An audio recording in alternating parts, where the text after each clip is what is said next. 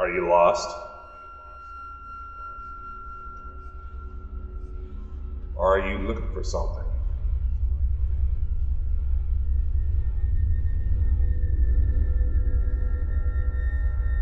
Walking around here,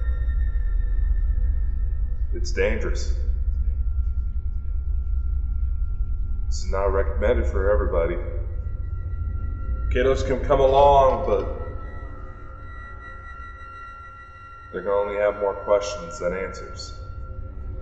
But that's part of this journey.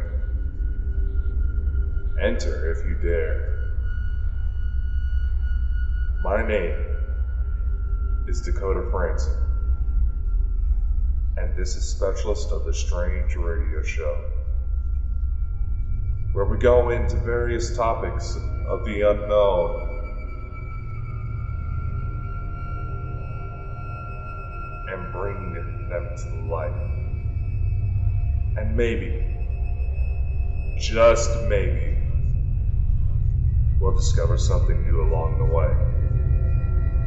So sit back, relax, and enjoy the show. You're not going to want to miss this. Hello, ladies and gentlemen. Today is Friday, November 6th. My name is Dakota Frandsen. I am the one and the only Specialist of the Strange. Another crazy week, hasn't it? Just with this fucking election. As you know, these episodes are pre-recorded, so by the time this airs, maybe the results will be figured out. I don't know. Why is it that I feel like that this election, we're not going to find out the freaking result until Friday the 13th for this round? That'll fucking show it. Whew. So, anyway, today's episode is going to be a bit of a captain's log sort of thing.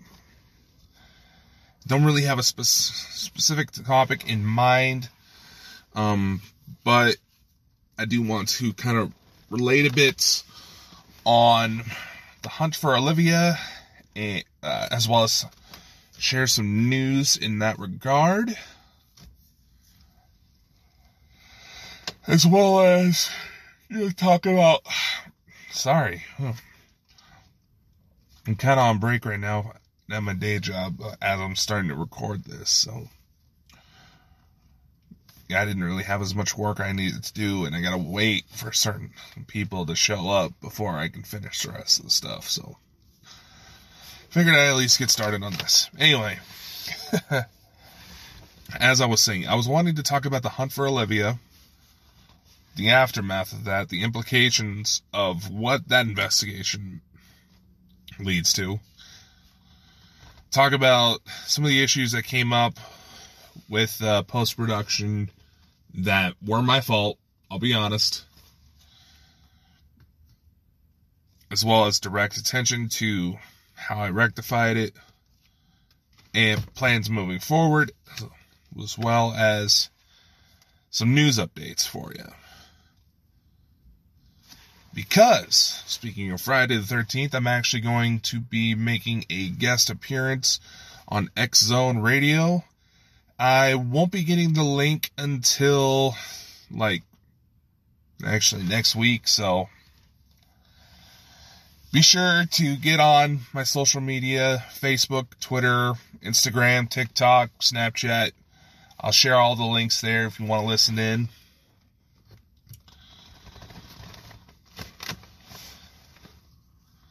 And, also, if you're on TikTok, hey, if you haven't followed me yet, follow me. We're trying to get to 1,000 so we can get to some of the better features on there.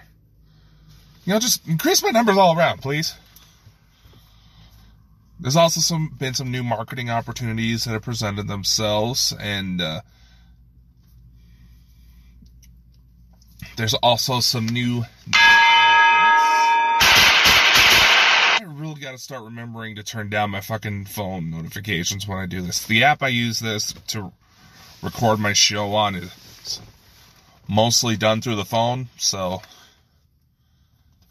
yeah, my bad. Anyway, That's...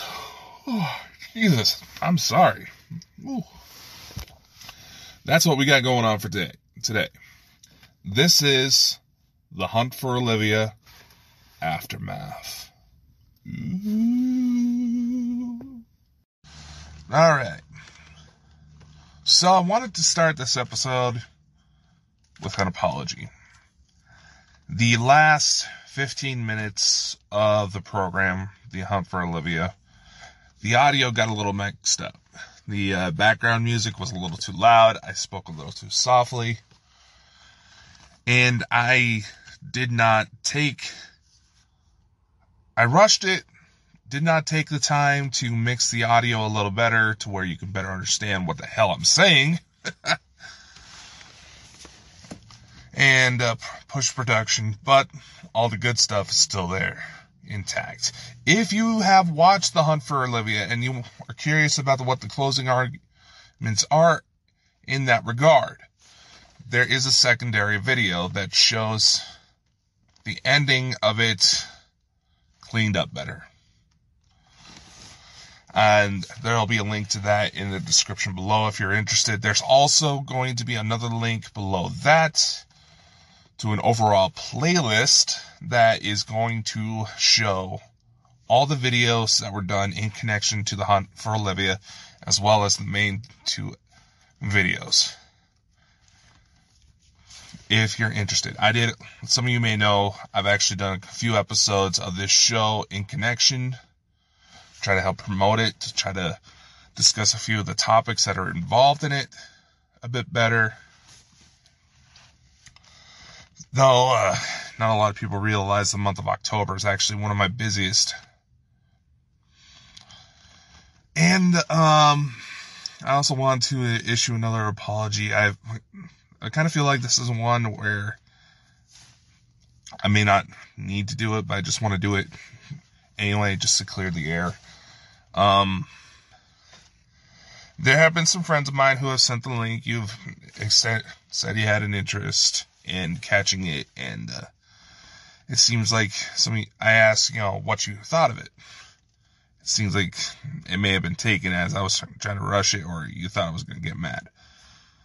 Hey, I just want to say this. If I did anything to make you think I was going to be mad, or if something else is going on that gives that impression and you want to talk about it, please do.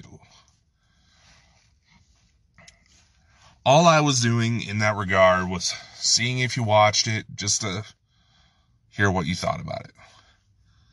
Because if I shared the details with you in regards to this case, it means you're someone important to me. I like to hear what you think, and if you didn't like it, I'm not gonna get upset. All right. You don't like it, you don't like it. It was kind of a first time deal on putting something like that together. I tried to do something like that before, but it wasn't until recently I started getting better capabilities in order to give it a more cinematic approach. So all I was doing was just wanting to see how my friends thought of it. And I also noticed that there's been concern about some people wondering why I've been messaging them a bit more as of late. I'm just going to disclose this here in the spirit of being more open and honest about myself. This project, The Hunt for Olivia, as well as reaching out to some friends of mine who I haven't talked to in a while, well, it was a response to a suggestion from my therapist. A few weeks back, I was involved in a rather messed up incident. I really want to keep the imagery clean because I don't know if some of you just ate or are eating while you're listening to this, if I gave the full details about what happened, you may honestly want to hurl. But I was recently involved in a case where subject I was trying to help took his life in front of my eyes. And I'm just going to say it was nasty. It was bad. And honestly, I felt guilty about not being able to stop it. But honestly, he was too far gone in order to be brought back safely. So individuals I've talked to in regards to this case, law enforcement, obviously, as well as mental health professionals, in order to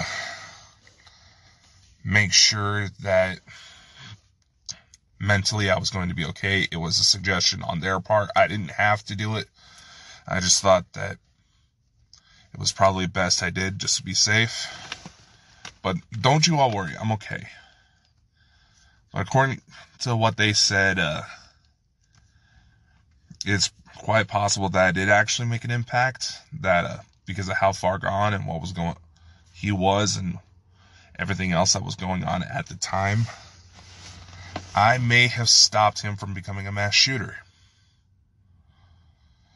So unfortunately, him taking his own life became the best case scenario. I really hate saying that, but it ended up being the truth.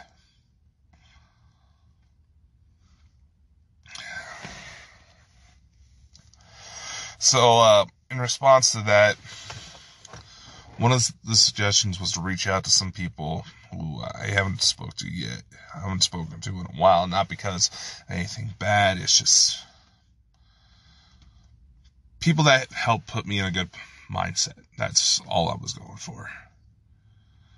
People that I didn't feel judged me because of my past,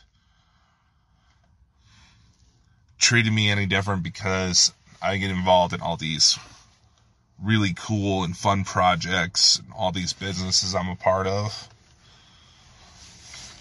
That's what's going on. Trust me, I'm okay. But I'm just going to say this because apparently some people got a little concerned. Apparently some speculation started about my intentions. Some of it was whether or not I had developed some romantic interest. And honestly, with some of these people, I'm you know what? I'm just going to lay it right here, right now, for the world to hear. Yes, if that opportunity were to present itself, I honestly don't think I would say no. But given the circumstances and given the memories that we already share, I do honestly have a bit of a fear of, something turning sideways and inevitably ruining the good relationships. I'm putting that out there for the world to hear right now. I'm done hiding. It's going to take a while for me to truly get over the things that have bothered me all these years, but I know for a fact I'm a hell of a lot better than I used to be. So that's what this voyage has been about.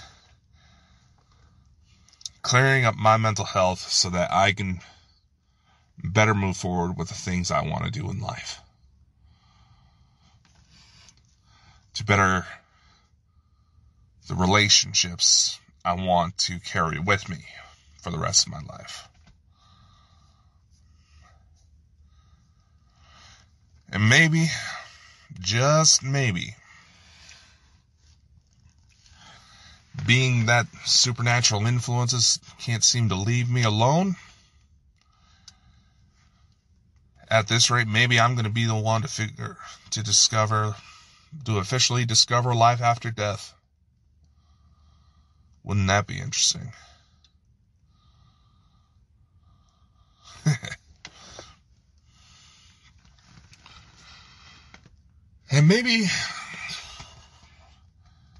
And that's part of the thing that I talked about with the Olivia special, is that being that people who experience regular paranormal and psychic phenomenon especially most times they could be classified, and yeah, it's partially because damn near every human quirk is considered a mental illness nowadays, but there is usually some form of trauma within that person's history. Sometimes it could even be matters that are genetic. That person didn't experience any of that. They may have had the cleanest cut life possible. Just for some odd reason, their brain is wired in the ways that are better susceptible to experiencing paranormal and psychic phenomena. And it truly does bring up a lot of questions, because one of the points I brought up in the Olivia special is that psychic phenomenon has actually been linked to a form of epilepsy. Minor form of it. In fact, there are what they call God or Shiva helmets that induce these conditions in order to trigger psychic experiences within an individual. Whether or not they're actually that or extreme hallucinations, that's still a matter of debate.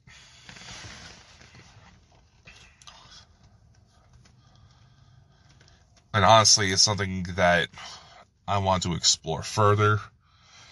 Being that some of the rumors behind this tech, especially when it comes to projects like Project Stargate, like I mentioned in a previous episode, there were rumors that certain subjects who were exposed to this helmet had enough sessions with it, started to be able to develop the ability to kill people with their mind, which is rumored to be what caused the United States government to withdraw their support from the CIA, withdraw funding from it. But there were also reports that some subjects were able to suddenly teleport, move objects with their mind, and even create matter out of nothing. So it really begs the question here. Is all this that we know, all of creation, all of this reality, other alternate realities, alternate universes, alternate worlds, other worlds, all that, what are the chances that this is all some sort of... Actually, let's put it at another angle. The show's Supernatural. Let's use that as an example. A lot of people are going to get this image, but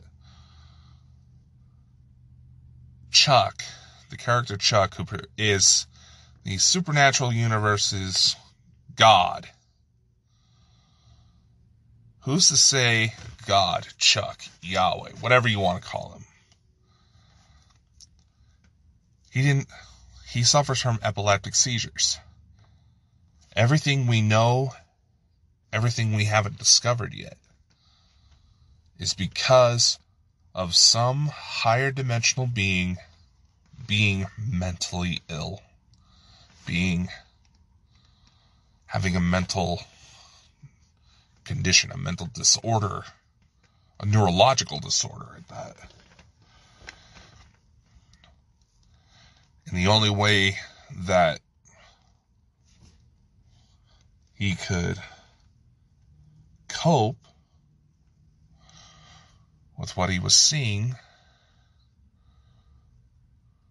was to create.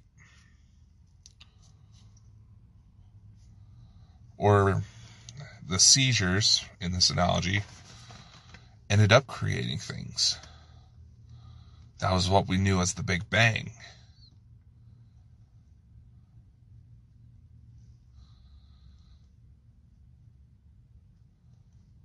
Then as it grew, it was able to manipulate it because matter easily, with seemingly no interference, because we're all simply inside his head. Certainly makes you wonder, now doesn't it? And if you're hearing a bunch of car noises in the background, that is because I am recording this episode from my vehicle. I'm waiting outside in my day job, so if you're wondering what's going on there, that's the situation. Now, another example of how paranormal things may be possible, you also have to kind of look at 5D storage discs. They're not actually 5-dimensional. What they are is little quartz crystals that are able to bend light in certain ways to where it's able to store more compact information. How much of paranormal phenomenon isn't in a higher dimension? We just aren't looking at it from the right angles. And there's even some studies that say the human mind may actually have structures, neurological structures, that are essentially 11th dimensional. Now, we're looking at dimensions from the mathematician's point of view. Dimensions being nothing more than directions of possible travel. The human mind in itself may be 11th dimensional. And they say, and oftentimes physicists, now the number kind of jumps depending on what study you look into, that it's usually around the 10th, 11th, 12th dimensions that anything and everything that has ever been thought, every little possibility and impossibility is possible and impossible. Roughly around the 10th, 11th, 12th dimensions, depending on what study you look at, is where all of creation exists. See what I'm getting at? I know it's a little mind twisting right now, but it may prove the point here. If our brain is able to create these intricate, powerful devices, the human brain is often considered one of the most complex things we know in existence. We still don't know everything about it. And we know very little about what's all in the universe. And that is not even including if you talk about the possibility of multiverse. There's a question that I see a lot of people try to ask major scientists, and even the scientists themselves have to laugh at it, is that a lot of people try to ask if there is... a lot of people try to ask what percentage of science do we actually know about? How much about the world, about creation, about the universe, about ourselves do we actually know about? This implies that we somehow know everything out there. We don't know what's out there. How can we know what we don't know? It's one of the most idiotic questions out there. And the reason why I'm saying this is because if we're dealing with a situation, let's say, go back to Olivia, for example. If we're dealing with situations where kids are somehow able to, in some form, travel through time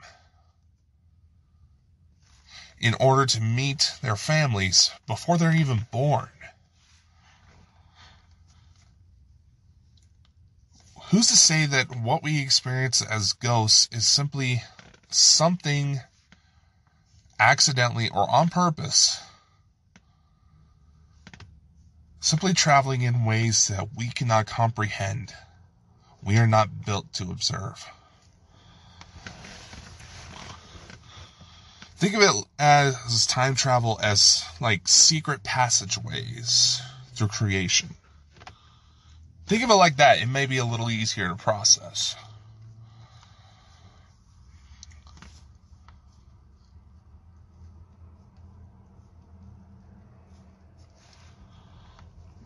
Situations like Olivia, even if she somehow had some guiding hand, indicate we don't know jack shit.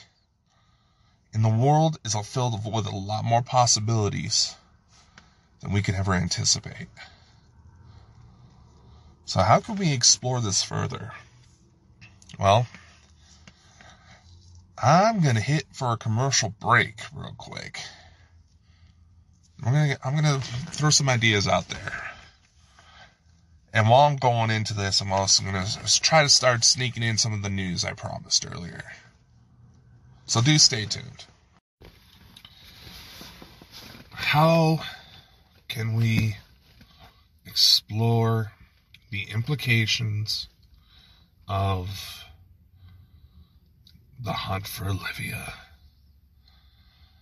There's a couple ways. You know how children are said to be sensitive to the supernatural? Well, what if the findings about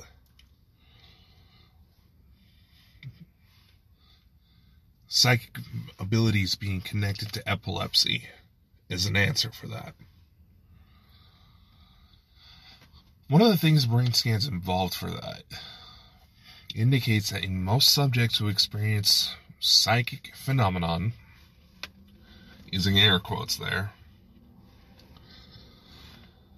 their mind shows a complete disconnect of activity from the frontal lobe.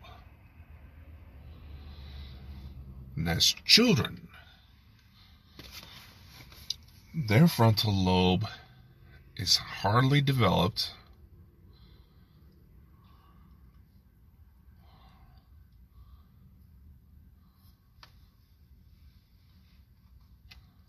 so, in fact, in younger ages, it's practically non-existent. So what that implies is that the reason why they're able to experience those things a little easier is because that part of it's the frontal lobe that cuts it off, more or less.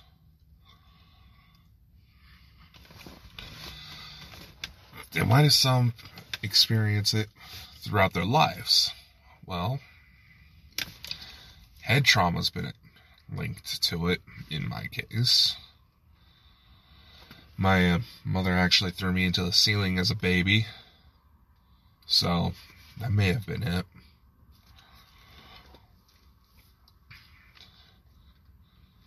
Mental illness, mental traumas, also been shown to be a factor in these cases. So what does that imply? That implies possibly bashing babies' heads in order to test for psychic powers. Who's with me? No one? Good. You fucking psychos.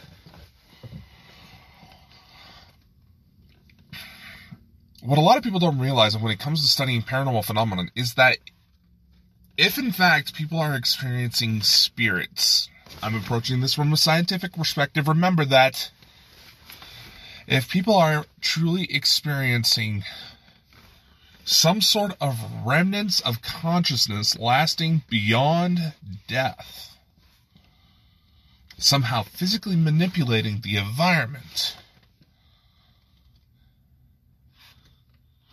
let's keep it under those terms. Best way to stay scientifically focused. Let's use that frontal lobe that so many people are apparently getting caught off from.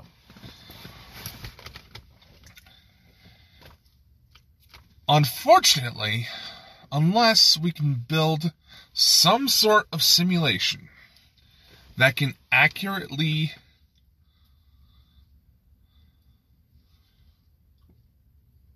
replace or reenact human consciousness in itself, the human mind,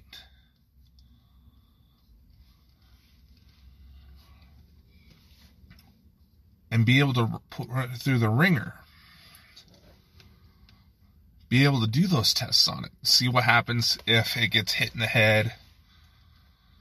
If it has increased mental activity due to depression and anxiety, things like that, PTSD-related symptoms. Put it through all the possible tests that would replicate traumas any unfortunate human being can experience. Until we achieve that level of sophistication with our technology, the fact still remains that we still need people to die. We still need people to get hurt in order for that to become a reality, in order to be able to study this further. Obviously, that's a problem. Now, let's say we've identified individuals who already have these symptoms. How do we monitor it? Well, essentially, we're going to have to put them on every single medical monitoring device there is. Obviously, being connected to all those things is going to make someone nervous. Either you're going to get a severe flare-up and potentially ruin the subject, or you're not going to get jack, because a person is going to be more focused on being hooked up to the machines most of their lives than actually going through life and letting things happen organically.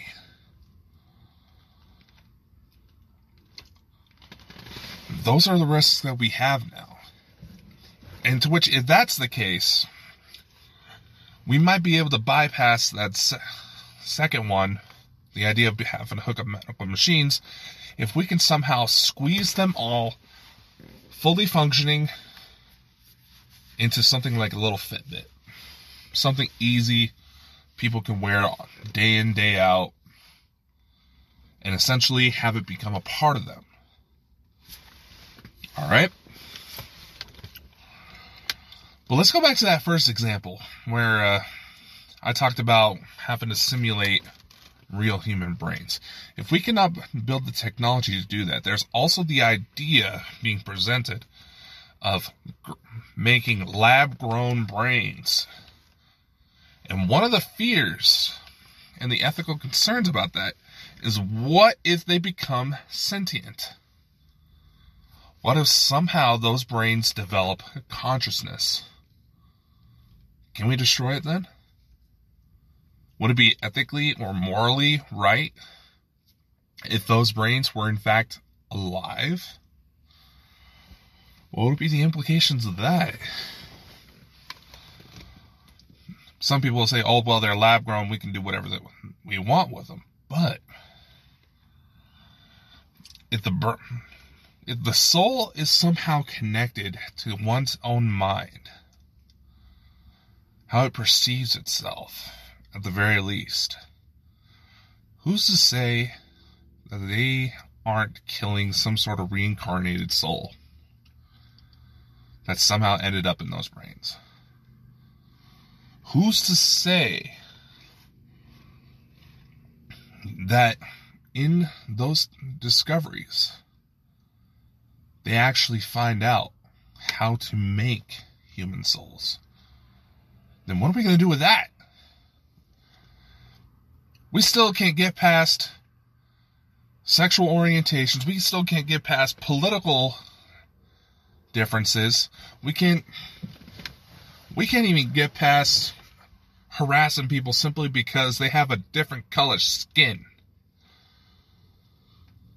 What are we going to do? What is humanity going to become when it's possible for souls to be made in a lab? That's another question.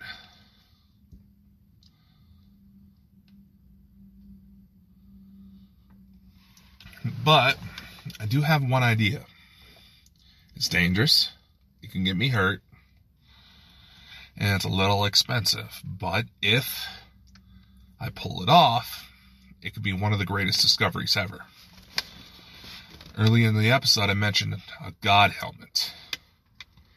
I found some way, I have a way to get my hands on one, but unfortunately it's a little expensive.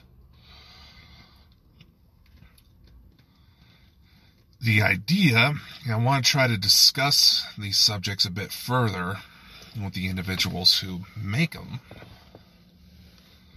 Let's see what their perspective is on it. But what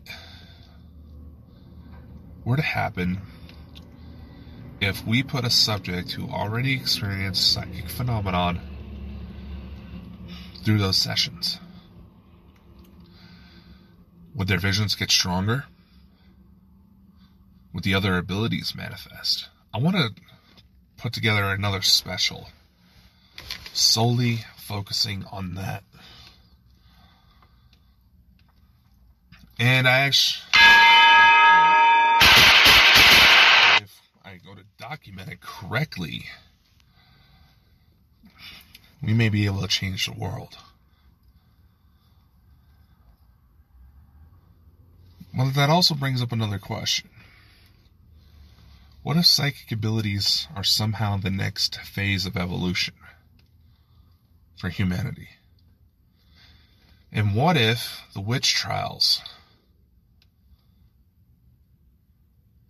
where signs of epileptic seizure, mental illness, all those, and just human monstrosities, for lack of better terminology, where all of those were enough to annihilate people who may have, well, in fact, have already possessed these abilities and may have been able to move those down the genetic line, because these things do have a genetic factor to them. What if the witch trials effectively ruin the chances of us having a society with superpowers nowadays? Certainly makes you wonder.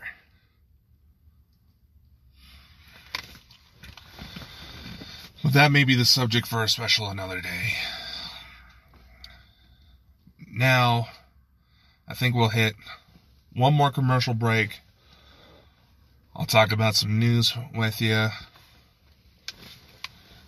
that I think some of y'all are going to like. Some of y'all are going to like this.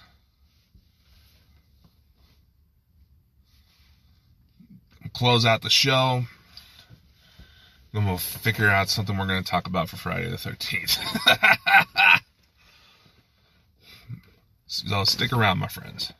So, now that I'm home and had a chance to rest and relax and actually get this properly put together, let's go into the news, shall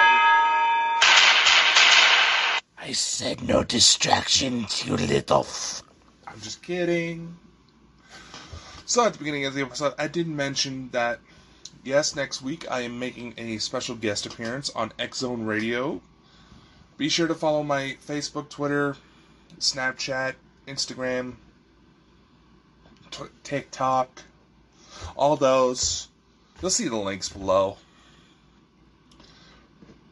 Be sure to follow those pages if you want to get updates on when that goes live. It goes live on Friday the 13th of all days. I did not realize that when we first scheduled it, but sure as hell fits a pattern, because what the fuck else can go on with 2020? I'm just kidding. But that wasn't my only bit of news. Details are currently still being ironed out. This is sort of a new venture, so it's a bit of a learning process. But coming soon, The Specialist of the Strange is coming to Amazon Prime. Yes! Dakota, what do you mean? Well, as I said, details are still being ironed out, so I don't want to give away too much. But starting with a restored and fixed up version of the Hunt for Olivia, we are now going to be selling Blu-ray and digital copies of any special video presentations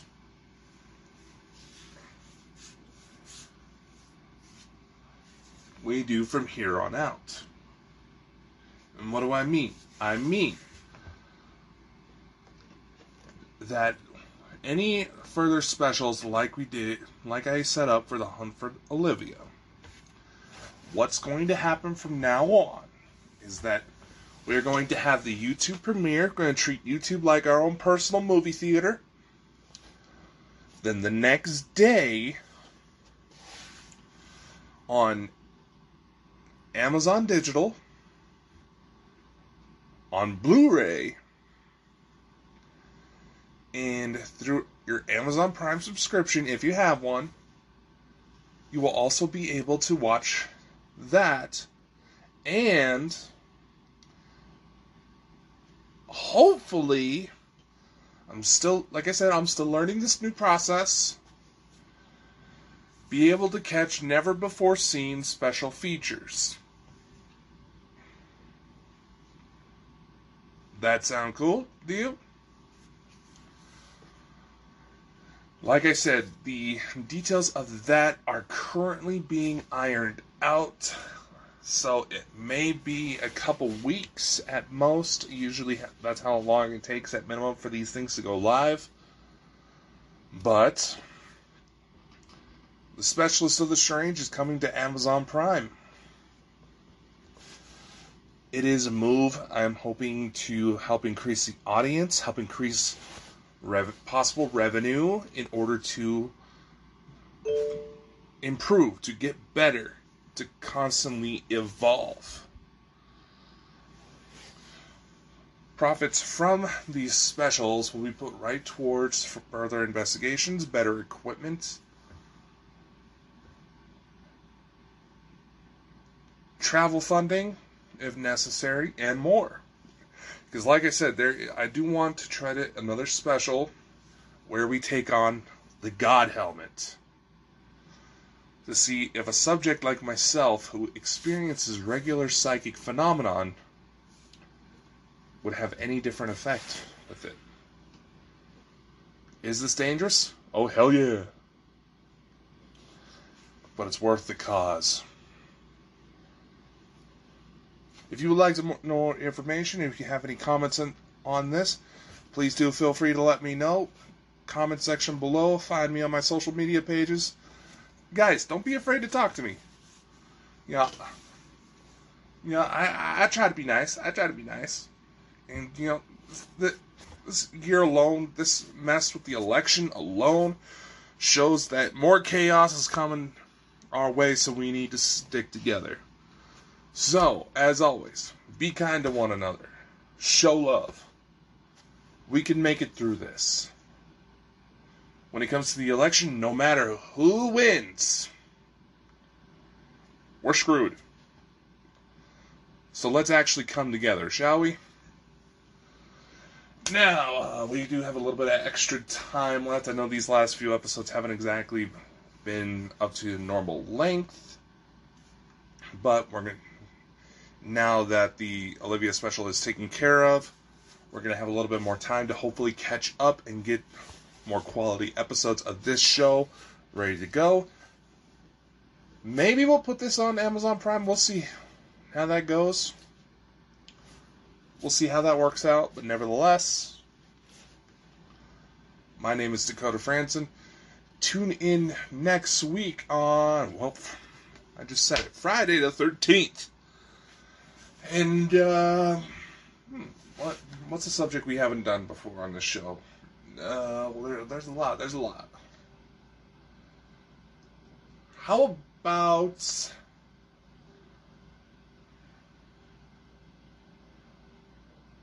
Let's see, what can we do? And like I said, ladies and gentlemen, if there's a topic that you want me to go into,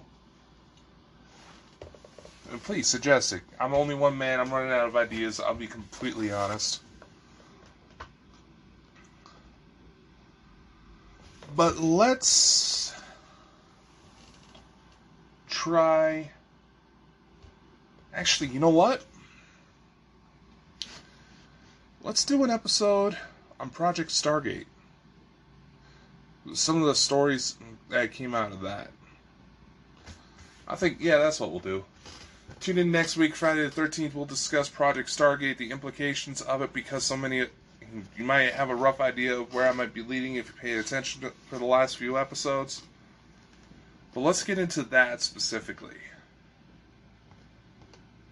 This will probably lean into the God Helmet and kind of reiterate certain points I've made in the past, but this is all important stuff. It'll be good. It'll be good. So be sure to tune in next week, alright?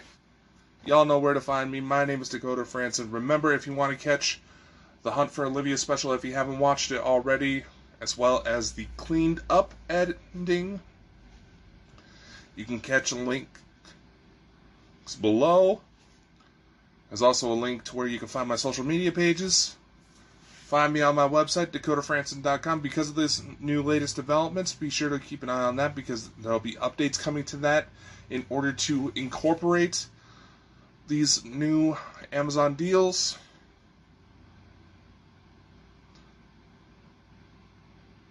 There's always something happening, my friends. So stick around. I love you. I'll see you next time.